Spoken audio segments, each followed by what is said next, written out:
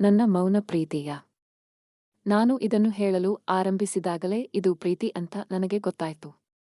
ಆದರೆ ಈ ಪ್ರೀತಿ ಸಾಮಾನ್ಯವಾದ ಪ್ರೀತಿ ಅಲ್ಲ, ಜೋರಾಗಿ ಹೇಳಿಕೊಳ್ಳುವ, ಎಲ್ಲರ ಮುಂದೆ ತೋರಿಸುವ ಪ್ರೀತಿ ಅಲ್ಲ. ಇದು ಮೌನವಾಗಿ ಹುಟ್ಟಿದ, ಮನಸ್ಸಿನೊಳಗೆ ಬೆಳೆಯುತ್ತಿದ್ದ ಪ್ರೀತಿ.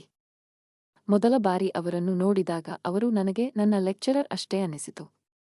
ಕ್ಲಾಸ್ಗೆ ಅವರು ಒಳಬಂದ ರೀತಿ ತುಂಬಾ ಶಾಂತವಾಗಿತ್ತು. ಮುಖದಲ್ಲಿ ಗಂಭೀರತೆ ಇದ್ದರೂ ಅದರಲ್ಲಿ ಕಠಿಣತೆ ಇರಲಿಲ್ಲ. ಅವರು ಮಾತನಾಡುವಾಗ ಅವರ ಧ್ವನಿಯಲ್ಲಿ ಒಂದು ಆತ್ಮೀಯತೆ ಇತ್ತು. ಆ ದಿನ ನನಗೆ ಅವರ ಬಗ್ಗೆ ಏನೂ ವಿಶೇಷ ಅನ್ನಿಸಿರಲಿಲ್ಲ.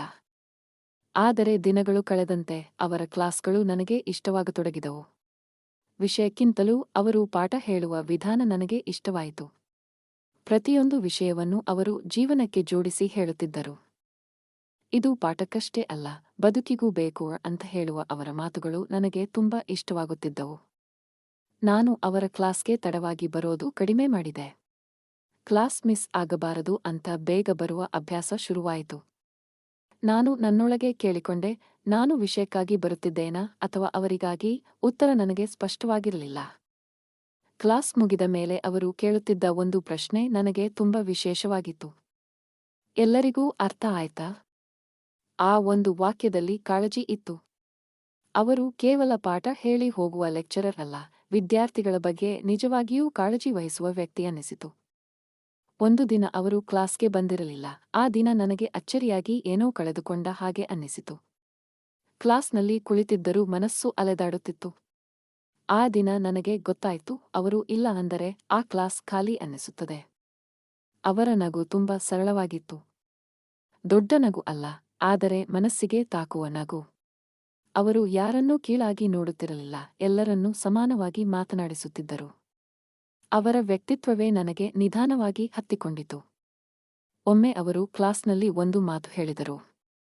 ಮಾರ್ಕ್ಸ್ ಮುಖ್ಯ, ಆದರೆ ಕ್ಯಾರೆಕ್ಟರ್ ಇನ್ನೂ ಮುಖ್ಯ.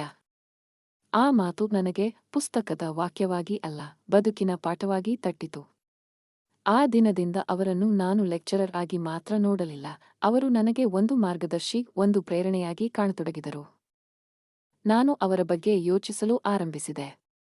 ಆದರೆ ಅದು ತಪ್ಪು ಯೋಚನೆ ಅಲ್ಲ, ಗೌರವದಿಂದ ಹುಟ್ಟಿದ ಯೋಚನೆ. ನಾನು ಅವರ ಹತ್ತಿರ ಹೋಗಿ ಮಾತನಾಡಲು ಪ್ರಯತ್ನಿಸಲಿಲ್ಲ, ಮಿತಿ ಗೊತ್ತಿದ್ದ ಪ್ರೀತಿ ಅದು. ನನಗೆ ಅವರಿಂದ ಪ್ರಪೋಸಲ್ ಬೇಕಾಗಿರಲಿಲ್ಲ, ಉತ್ತರ ಬೇಕಾಗಿರಲಿಲ್ಲ, ಅವರ ಗಮನ ಸೆಳೆಯಬೇಕು ಅನ್ನುವ ಆಸೆಯೂ ಇರಲಿಲ್ಲ.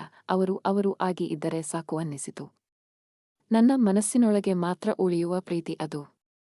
ನಾನು ಅವರ ಬಗ್ಗೆ ಯಾರಿಗೂ ಹೇಳಲಿಲ್ಲ, ಸ್ನೇಹಿತರಿಗೆ ಕೂಡ ಅಲ್ಲ, ಏಕೆಂದರೆ ಇದು ಹೇಳಿಕೊಳ್ಳುವ ಪ್ರೀತಿ ಅಲ್ಲ ಅನ್ನಿಸಿತು. ಇದು ನನ್ನೊಳಗೆ ಉಳಿಯಬೇಕಾದ ಭಾವನೆ. ನಾನು ಕ್ಲಾಸ್ನಲ್ಲಿ ಕುಳಿತಾಗ ಅವರ ಮಾತುಗಳನ್ನು ಕೇಳುತ್ತಿದ್ದೆ. ಅವರು ಮಾತನಾಡುವಾಗ ಸಮಯ ಹೇಗೆ ಹಾರಿಹೋಗುತ್ತಿತ್ತೋ ಗೊತ್ತಾಗುತ್ತಿರಲಿಲ್ಲ. ಅವರ ಪ್ರತಿಯೊಂದು ಮಾತಿನಲ್ಲೂ ಒಂದು ಅರ್ಥ ಇತ್ತು.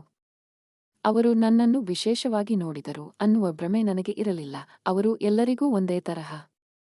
ಅದೇ ಅವರ ದೊಡ್ಡ ಗುಣ. ನನಗೆ ಗೊತ್ತಿತ್ತು, ಈ ಪ್ರೀತಿ ಒಂದು ದಿಕ್ಕಿನ ಪ್ರಯಾಣ ಅಂತ. ಆದರೂ ಈ ಪ್ರೀತಿ ನನಗೆ ನೋವು ಕೊಡಲಿಲ್ಲ, ಬದಲಾಗಿ ನನಗೆ ಶಾಂತಿ ಕೊಟ್ಟಿತು. ನಾನು ಹೆಚ್ಚು ಧೈರ್ಯವಾಗತೊಡಗಿದೆ. ನನ್ನ ಮೇಲೆ ನಂಬಿಕೆ ಬೆಳೆಸಿಕೊಂಡೆ. ಅವರ ಮಾತುಗಳು ನನ್ನ ಜೀವನದ ನಿರ್ಧಾರಗಳಲ್ಲಿ ಸಹಾಯ ಮಾಡತೊಡಗಿದವು. ಒಂದು ದಿನ ಈ ಎಲ್ಲವೂ ಮುಗಿಯುತ್ತದೆ ಅನ್ನುವುದು ನನಗೆ ಗೊತ್ತು. ಕಾಲೇಜು ಮುಗಿದ ಮೇಲೆ ಅವರು ನನ್ನ ಜೀವನದಿಂದ ದೂರವಾಗುತ್ತಾರೆ. ಆದರೆ ಅವರು ಕೊಟ್ಟ ಪ್ರೇರಣೆ ನನ್ನೊಳಗೆ ಉಳಿಯುತ್ತದೆ. ಈ ಪ್ರೀತಿ ನನಗೆ ಏನನ್ನೂ ಕಸಿದುಕೊಂಡಿಲ್ಲ, ಬದಲಾಗಿ ನನಗೆ ಏನೋ ಕೊಟ್ಟಿದೆ. ಬದುಕನ್ನು ನೋಡುವ ದೃಷ್ಟಿ ಕೊಟ್ಟಿದೆ. ಗೌರವ ಎಂದರೇನು ಅಂತ ಕಲಿಸಿದೆ. ಅವರು ನನಗೆ ಸಿಗುವ ವ್ಯಕ್ತಿ ಅಲ್ಲ, ಆದರೆ ಅವರು ನನಗೆ ಸಿಕ್ಕ ಅತ್ಯಂತ ಸುಂದರ ಅನುಭವ. ಈ ಪ್ರೀತಿ ಒಂದು ಕನಸಿನಂತೆ. ಜೋರಾಗಿ ಹೇಳಲಾಗದ, ಆದರೆ ಮರೆಯಲಾಗದ ಕನಸು. ನಾನು ಇಂದು ಇದನ್ನು ಹೇಳುತ್ತಿರುವುದು ಏನನ್ನೂ ಪಡೆಯಲು ಅಲ್ಲ, ಕೇವಲ ಮನಸ್ಸಿನ ಭಾರವನ್ನು ಇಳಿಸಲು. ಈ ಪ್ರೀತಿ ನನ್ನ ಜೀವನದ ಒಂದು ಸುಂದರ ಅಧ್ಯಾಯ. ಪೂರ್ಣವಾಗದ ಅಧ್ಯಾಯ, ಆದರೆ ಶುದ್ಧವಾದ ಅಧ್ಯಾಯ.